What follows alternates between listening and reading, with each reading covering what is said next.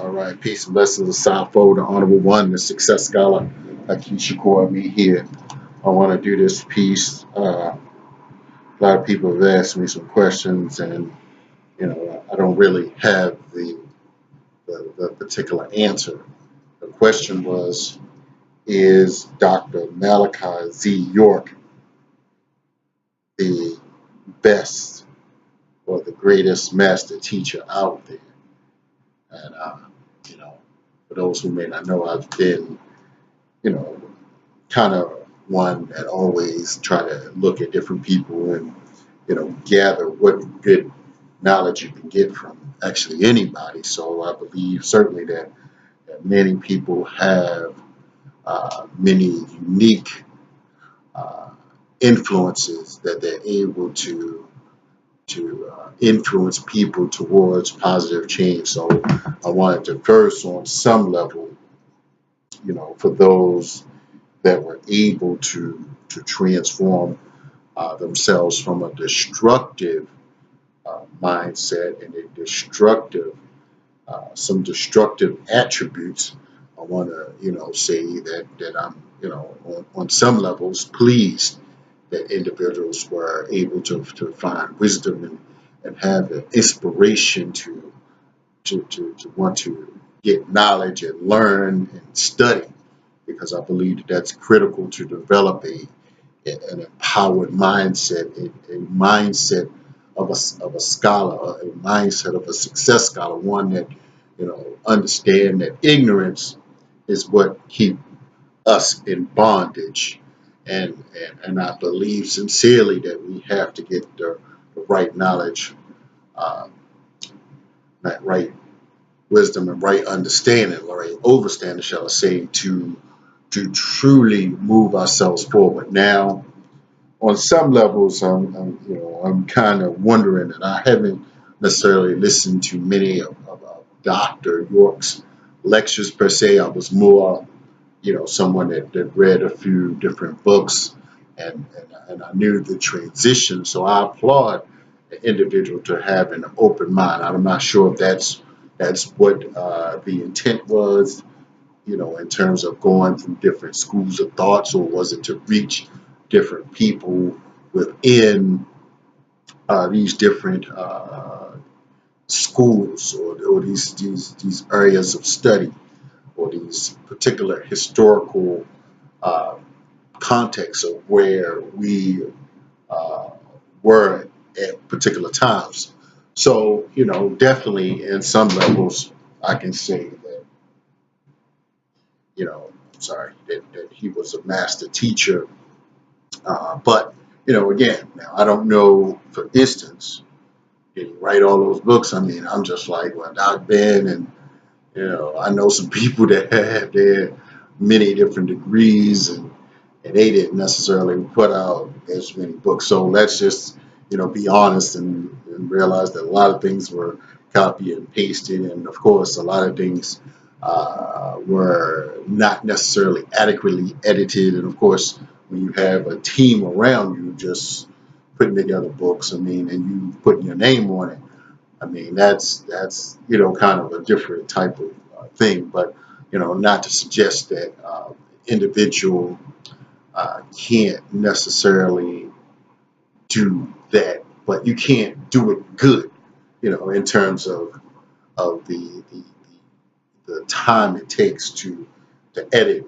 Like I take for instance, Brother Baruti, who has several books. I mean, it takes some time to actually put together a book. So, when I hear the Polites of the world saying that he put out a book and 77 books, I'm 22, it's like, okay, how much you copied and pasted? And, again, these kind of things do make money for people. And if you can say a few intelligent things, of course, you can get, a few followers. But again, do you want, surface people? Because when you start reaching some levels of knowledge, people are going to be looking for, uh, you know, your basic necessities. Are these leaders building people up to where individuals are taken care of truly?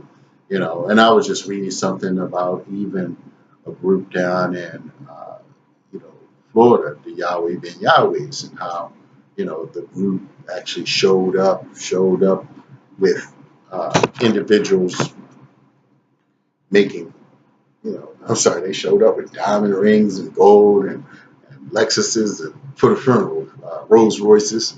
And I'm just wondering, like, you really built like that, and where are these people getting this money? So I'm just, again, and not to suggest that people can't have some, decency, but it's like if it's about sacrificing for our people, sometimes these religious teachings kind of take people into non-practical solutions in terms of uplifting our people and truly being for the interests of our people. And so this is where, sometimes the level of greed in people's personality may get the best of them to the degree that they're not necessarily developing those programs that the people need. And this is where I come in as a thinker. So the question again is, now outside of the issues that we've discussed before, that I've discussed before, and again, I wasn't there per se. I wasn't in Eatonton or in Georgia, so Eatonville or whatever it's called. But I wasn't there. I knew some people after the fact, but I read books and probably around the same time. But I had no idea what was going on, so I have no idea of the facts. But I do. I've talked to some people, and some people believe it's true, and the things that were going on. But this video is not necessarily about that, but in the context of him being a master teacher, what do we look at when someone reaches a level of master teacher? And I think about what I'm doing as a success scholar in terms of having the studies of multiple scholars that and really focusing on these different scholars who have added tremendous value to our upliftment and and to humanity. And this is where I believe that my calling is. So answer the question.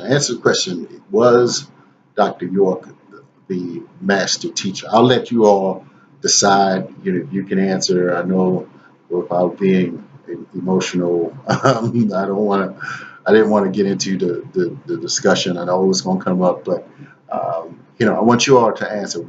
Outside of now, let me just say this. Now, I did know that some things were a little made up.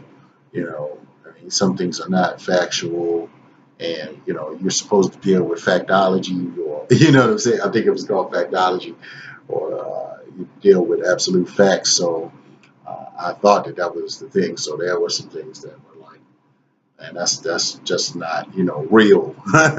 So again, my thing is to keep everything practical, and it may not necessarily although you hear different stories biblically or scripturally and based upon the belief that people have, but should we be following people? That's another question too.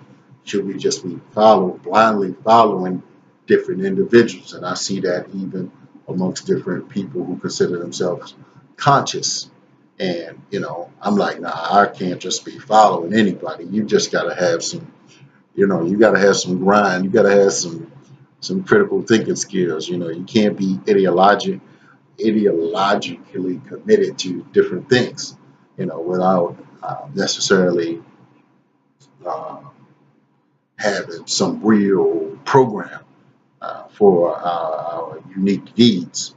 So this is what I've been studying and working towards. And so I hope to get some questions and also engage those people that may not know who Dr. York is. So I would say Google Dr. York. Of course, there are pros and cons. Uh, but I just wanted to put it out there. There's still people that believe in his teachings and believe what he stood for. So I want to respect people's, opinions of, in terms of the message. Some people actually became awakened through that. through that structure. So, and it could have taken people, you know, off an adverse and negative path. We would hope sincerely. And I know some people became vegan. Some people uh, learned how to read and appreciate reading from that. So that's all I have. Just wanted to add that. So comment on it. Holler at the Success Scholar. Look me up, Success Scholar, HAKI.com.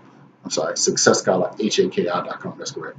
And definitely looking forward to building with those that are ready to move forward and to make progress. Peace.